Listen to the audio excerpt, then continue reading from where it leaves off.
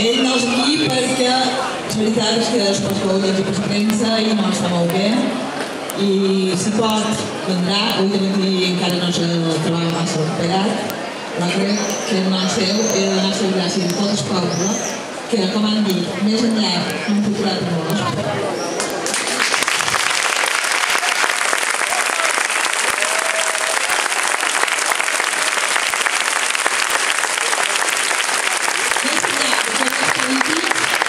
La defensa de la nostra identitat com a poble, de la nostra llengua i de la nostra cultura.